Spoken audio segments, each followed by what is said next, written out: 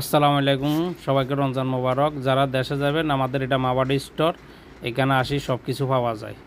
ভিডিওতে তো আপনারা দেখতেছেন, আমি একটা একটা করে দেখাইতেছি। করাডিতেও, তারপরে ভ্যাসলিন, লোশন, বেবি লোশন, বা ধরো ডব লোশন, বাটিকা 220, তারপরে এভরিদি মনে করেন এগুলা সব কোস্ট প্যাকেট হয়েছে, সব কিছু পাওয়া যায়।